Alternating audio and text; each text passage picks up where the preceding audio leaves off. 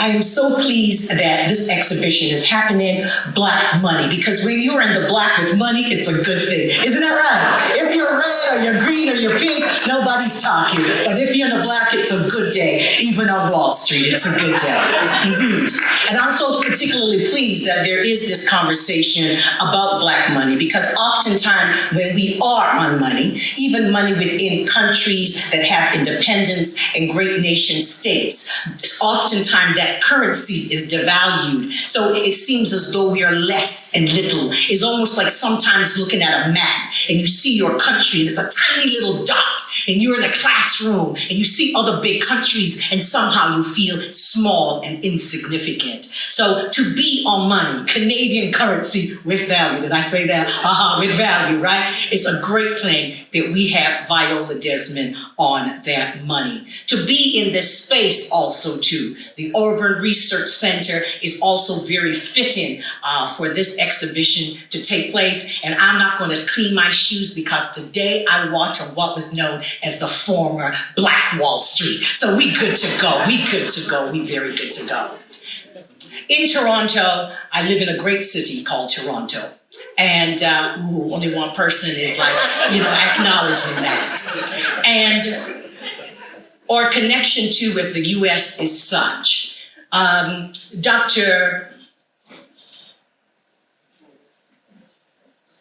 Smith alluded to several things. But one of the things, too, that I find significant with our connection to with the states, that oftentimes things are unrecognized. And she spoke about Rosemary Brown. And Rosemary Brown said, it is not important in life only to open a door, but to hold the door open for others to come through. And I'm hoping that this partnership that we have going with Canada and with the US, or with Atlanta and with Canada, is one where we don't simply open a door this evening, but we hold that door open so other discussions, other partnerships, other relationships can take place.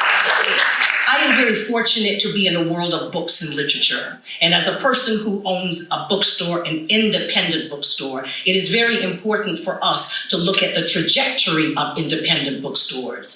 The bookstore that my husband and I own is called A Different Book List. And it has been around for about 23 years now. We're going into our 24th year. And at this time in our history as a bookstore, it was important for us to look at that trajectory of independent bookstores as they are placed in a community. And what does that speak to the wellness and well-being of a society? And again, today, when I walked down this Auburn street and our avenue, I couldn't help but seeing all the spaces and places that are dedicated to literature or books or about history. And everyone, Dr. Fuller, Dr. Smith, we have all talked or they've touched on, and you, I know, are here this evening too, because of the importance of education. Our bookstore, after 22 years, became a cultural center. So a physical place that became a space that was imagined by people. People would come into the place and say, I want to show a film. Yes, we could do that. I want to run a race. We could do that too. Right? Everything was possible. I want to meet my cousin. Yeah, you're going to meet your cousin. If you hang out for about half an hour more, you're going to find your cousin. And so on and so on. Where do I get a job? All those questions take place, as you know, within a bookshop and within that space. And the second thing, too, that the bookstore had to respond to was the issue of gentrification. And right here, I see in your community, you are going through this dynamic process of gentrification. And in Toronto are two economic streets, what I would like to call the streets of Black economics. Eglinton Avenue West is going under gentrification as a new subway expansion is taking place. And where we are located on a street called Bathurst Street, and I know you're going to go home and think, did she say Blackhurst? No, she said Bathurst Street. On a street called Bathurst Street, we are also too going through a gentrification project. And that gentrification expansion takes place on this street called Bathurst Street, which has deep roots within the community. What you're seeing here is the day where our patrons, sometimes people think our community is not on time. We told them show up at 11 and they came at 9:30 because we understand the importance of education and knowledge. So those people showed up at 9:30 to move us across.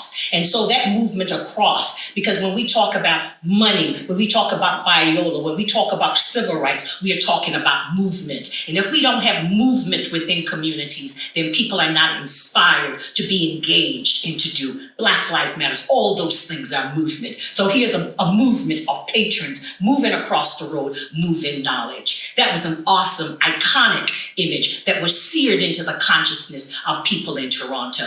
And it debunked the myths and the stereotypes. Black people don't read. And if you want to have a secret, you put it in a book. So Black men don't get that either, right? So this was really important for us. We can go to the next slide, and I'm going to do this. And here, this is a group of sisters all hanging out. And one of the things that we can't escape ever is the politics of Black women's here. And so when Viola Desmond is on the $10 bill, it is exciting for me. She represents many things. And the government could have looked at all the ers in the world: teacher, lawyer, doctor, storyteller. Okay, I put that one in there for the future, for the next bill coming. But they looked at a hairdresser. And it doesn't escape me the importance that someone who would be in the sector of hairdressing and beauty, the thing that we often had to struggle with in our history, is on the $10 bill. I really, really want to applaud all the hairdressers, all those people who work, all those people who make products, all those people who had to be imaginative to make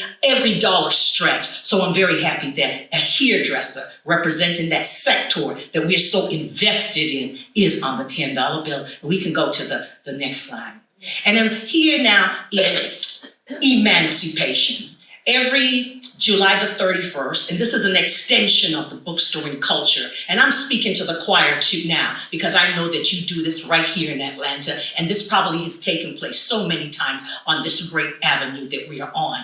And so we reimagine the Underground Railroad. So every July the 31st, we say to folks, come, and we are going to transform the subway system and make that a movement of the Underground Railroad, where we can recall the Harriet Tubmans, the Violas, the Rosa Fortunes, the Dr. Carrie Best, all those heroes and sheroes in our history, we can recall them. And so about 1,200 people or so gather at the train station, and we ride the train, and we do that.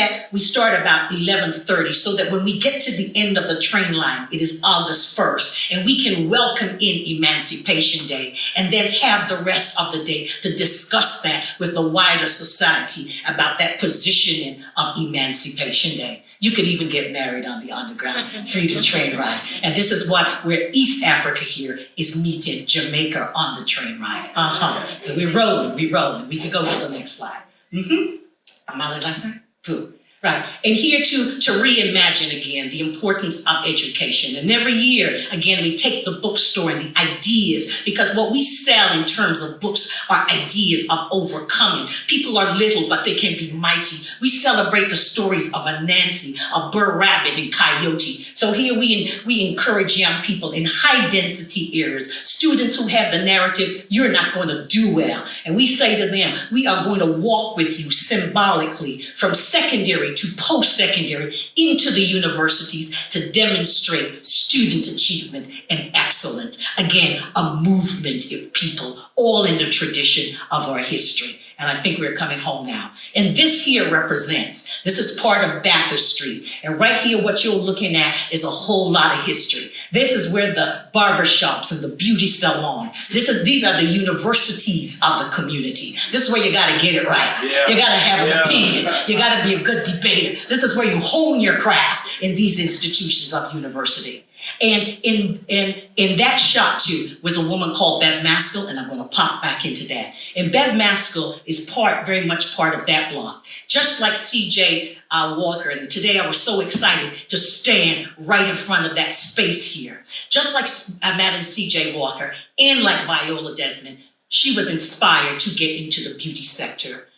Beverly Maskell came from Halifax. So did Viola Desmond. Beverly Maskell looked at Black women struggling to feel better about themselves. So she would drive to Buffalo, buy beauty products, and come back to Toronto. And in her car, like Viola Desmond, go around from hairdresser's shop to hairdresser's shop and sell her beauty products. She became a millionaire. Millionaire. I am in awe of that.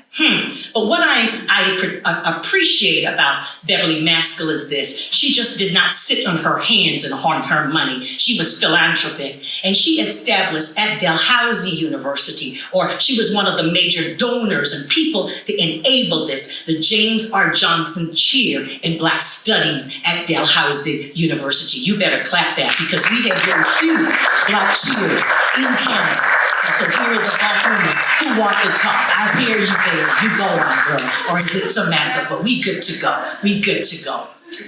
And so when I look at this street called Bathurst Street, the street that I am on, I can see the place where Deborah Brown, who came through the Underground Railroad in the 1800s, I can see the street where she lived on. I can see where the Brotherhood of Sleeping Car Porters walked. I can see people who had connections with A. Philip Randolph, and who on May 18th, that's my birthday. Did I hear you say that's my birthday? That's my birthday. 1945, signed the first charter and the first contract with the Canadian Pacific Railway, and to become the first Black union in Canada, the Brotherhood of Sleeping Car Porters, the Canadian chapter. You gotta clap that too. Here we go.